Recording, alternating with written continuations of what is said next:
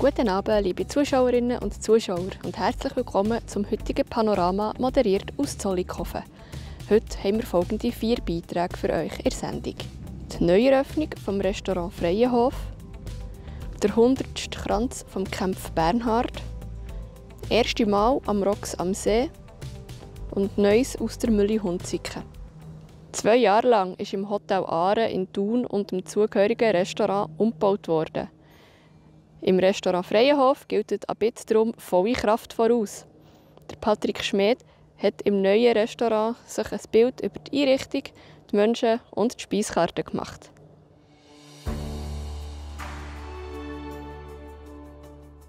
Nach 2-jähriger Umbauzeit haben wir das Hotel und das Restaurant Freienhof im Herbst 2023 eröffnen. Da haben wir uns natürlich alle gefreut drauf. Und man sieht hier, wir haben etwas Wunderbares entstehen. Wir haben das Ganze in einem Schiffscharakter versucht zu bauen, so dass man so ein bisschen den Bezug zum Wasser hat. Wir sind hier umringt von der Aare, weiter vorne der Thunersee. Das ruft natürlich so nach einem solchen Konzept. Und auf das haben wir uns hier konzentriert. Bei den Gästen kommt das Konzept sehr gut an. Ihnen fällt vor allem das Design. Es ist farblich sehr gut abgestimmt aufeinander, auch mit der Möblierung, auch mit den Rundungen, die man viel hat. Das passt ja in ein Schiff hinein. Also wir sehen überall so ein bisschen bullaugenartige Formen, aber auch die Böden, die erinnern an ein Dampfschiff, so wie man auf hoher See würde fahren, und das gibt ein spezielles Feeling. Und das hören wir immer wieder von den Gästen, die das sehr schön finden, sich sehr wohlfühlen in diesem Ambiente.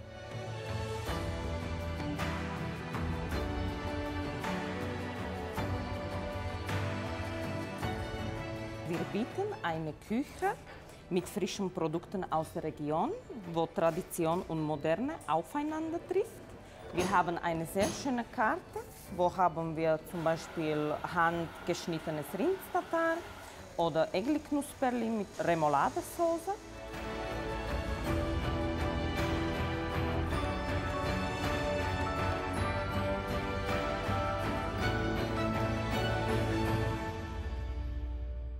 Rotwein natürlich klassisch Cornalais oder Syrah. Weißwein Heide sehr gut verkauft. Wir haben aber auch Weine aus der ganzen Welt, wie zum Beispiel portugiesische Weine, natürlich dann auch italienische. Sehr gute Grappa Barrique, die kommen auch aus Italien. So klassisches haben wir Ville Prugne aus der Schweiz. Schnaps. Bei der Aare ist so schön, die Gäste sind sehr begeistert. Ist alles neu, schön. Wir haben zufriedene Gäste, kann ich sagen. Hier befinden wir uns quasi auf dem Schiffsdeck. Wie es sich gehört auf einem Deck, da hat man weite Sicht auf viel Wasser, auf Geräusche vom Wasser, das es macht. Und was will man mehr? Hier oben ist einfach Ferien pur. Hier oben ist vor allem für die Hotelgäste, wo sie sich sonnen können, einen kühlen Drink geniessen.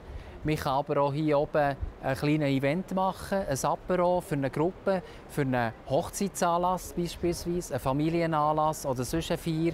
Und man sieht wunderbar die schönen Sachen, was Thun zu bieten hat, mit dem Schloss und mit der wunderbaren Schleuse da unten.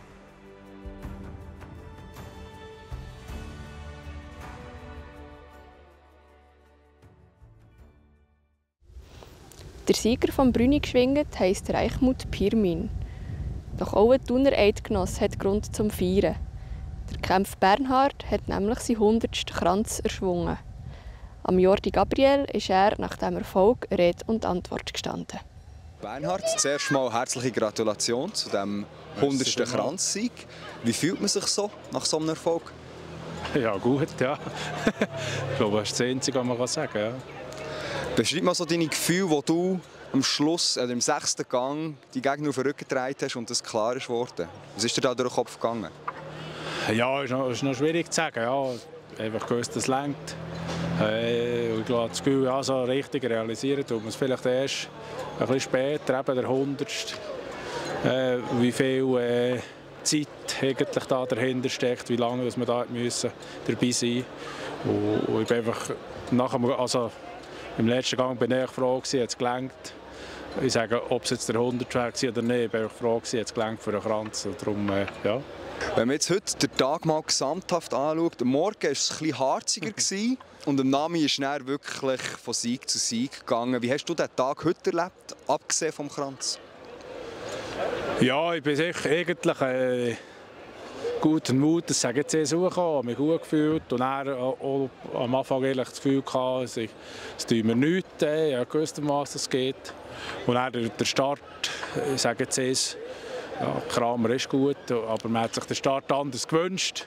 Und dann am Morgen noch einen gestellt, zusätzlich auch noch. Und dann ist es so ein bisschen am Mittag, hat man dann gleich ein bisschen angefangen zu studieren, gewusst, jetzt. Und dann am Nachmittag ist es sicher zu meinen Gunsten gelaufen. Und dass es dann im letzten Gang noch so ist gegangen, ist sicher glücklich gewesen. Und so auch aufgehen heute, ja. Wie wird jetzt heute noch gefeiert? Ja, einfach gemütlich, ja. Jetzt dann noch hoch etwas zu nehmen und einfach gemütlich genießen, ja. In Spiez war die letzten Tage Musiktrumpf. Am Festival Rocks am See hat sich der Patrick Schmid bei Besuchern, Musikern wie auch Helfer umgelassen und sie nach ihrem ersten Mal an diesem Festival befragt.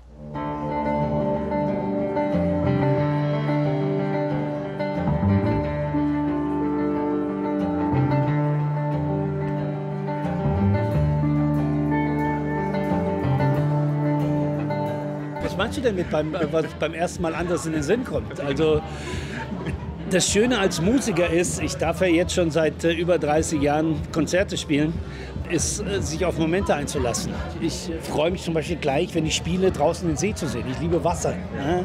So. Die Leute, gerade eben hat eine tolle Band gespielt, Leute hören gut zu. Also es wird bestimmt ein schöner Abend.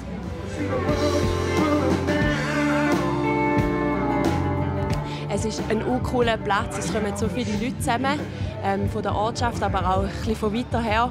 Und man kann hier wirklich einfach ganz cool Musik geniessen, feines Essen, feine Drinks geniessen.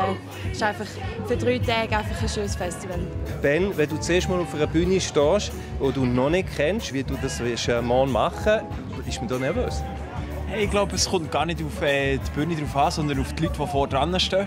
Und ich bin eben in Spiez aufgewachsen und darum, jetzt, wenn ich da durch die Leute durchlaufe, sehe ich immer wieder Leute, die sagen, hey, ich bin dem am Samstag da. Und dann denke ich, oh Mann, es sind immer mehr Leute, die ich kenne, die vor der Bühne sind. Bin ich schon ein bisschen nervös.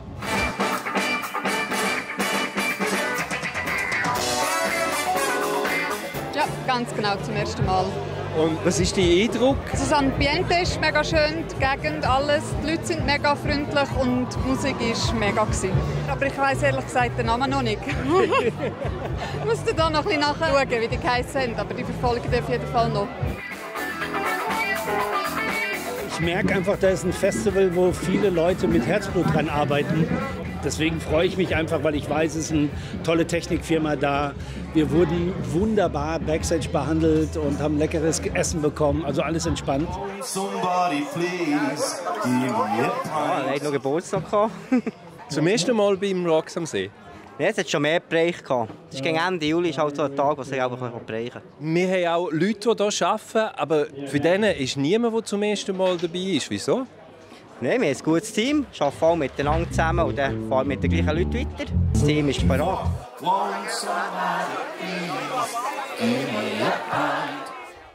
Es läuft rund in Mühlenhunziken. Das einzigartige Veranstaltungslokal in Rubigen kann auf eine gelungene Saison zurückblicken. Doch der Geschäftsführer, der Krigu Stupper, hat noch nicht genug. Und Gabriel Jordi hat er schon ein bisschen in seine Pläne für die nächste Saison Einblick gegeben.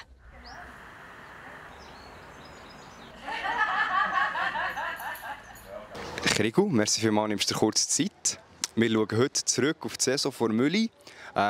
Wie würdest du die Saison bewerten? Hey, sehr, sehr positiv. Es war eine wunderbare Saison mit vielen Highlights, gespickt mit ganz vielen Konzerten, mit verschiedensten Stilrichtungen, mit vielen Szenen, die sich in den Köpfen der Leute eingeprägt haben. Also, es hat wirklich Spass gemacht. Du hast von vielen Highlights geredet. Welche waren deine persönlich? Es ist immer mega schwierig, sich irgendwie auf ein Highlight festzulegen bei über 200 Konzerten. Aber was sicher am meisten Wellen geschlagen ist, als wir Manu Chao angekündigt haben, also der grosse Künstler «Kleine Mühle», das war definitiv ein Highlight. Auch letztes Jahr hat Frank Turner bei uns auf der Open-Air-Bühne gespielt. Das ist für mich persönlich einfach eines der grossartigsten Konzerte, die ich hier zu Rubigen je gesehen habe. Und wir hatten 2 Konzerte mit der Julieta Venegas aus Mexiko, die mich sehr beeindruckt haben. Alles spanisch sprechendes Publikum, total schöne Stimmung. Das wären jetzt wahrscheinlich die 3, die ich rauspicken würde. So. Und auf was können sich Besucher in der nächsten Saison freuen? Ja, da kommt wieder recht viel auf uns zu. Jetzt kommt zuerst das Open Air und wenn wir nach drinnen starten, gibt es den Tourstart von Barent Ochsner mit 8 Konzerten. Wir haben jetzt ein paar neue Konzerte aufgeschaltet.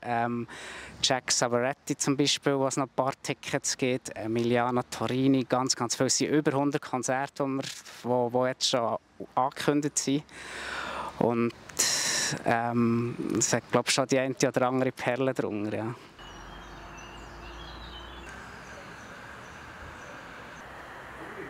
Das war es vom heutigen Panorama. Mehr Infos zu den einzelnen Beiträgen findet ihr wie immer auf unserer App oder auf der Webseite. Jetzt geht es noch weiter zu den Kollegen von Meteo News und dem Wetter. Ich sage schon mal merci fürs Zuschauen und wünsche einen ganz schönen Hinweis. Das Wetter wird euch präsentiert von Made in Bern.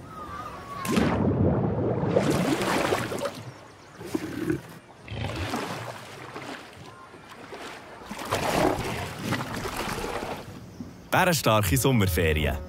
Made in Bern. Der letzte Montag vom Juli hat sich von seiner sonnig und hochsommerlichen Seite präsentiert und auch der Endspurt vom Monat wird sonnig und sogar noch ein Tick heißer. Herzlich willkommen bei Ihrem Plattform Jodwetter für den Kanton Bern. Es freut mich, haben Sie wieder eingeschaltet.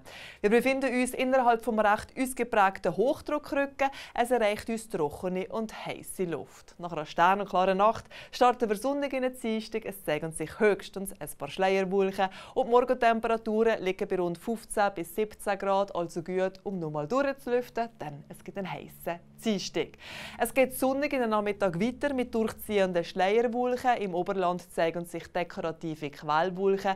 Dazu wird es, wie gesagt, heiß bis sehr heiß. Es wird wohl vielerorts der heißeste Tag von diesem Sommer. In Bern erwarten wir 32 Grad, in Burgdorf 33 Grad. Bis zur 0-Grad-Grenze müssen wir hoch hinauf. Die liegt auf rund 4400 Meter und auf den Bergen geht ein schwacher bis mäßiger Nord- bis Nordwestwind.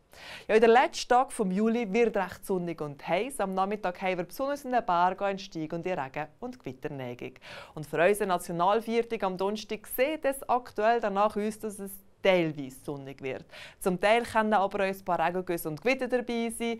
Das besonders am Nachmittag entlang vom Oberland und dem Jura. Nach einer wechselhaften Nacht wird auch der Freitag selber wechselhaft mit weiteren Regengüssen und Gewitter und Temperaturen, die gehen deutlich zurück. Doch schon auf das Wochenende wird es wieder recht sonnig und meist trocken und das bleibt auch zum Wochenstart so. Ja, das war schon wieder Ihr Plattform Jodwetter für den Kanton Bern. Herzlichen Dank fürs Zuschauen und weiterhin eine wunderbare Sommerzeit. Ade miteinander.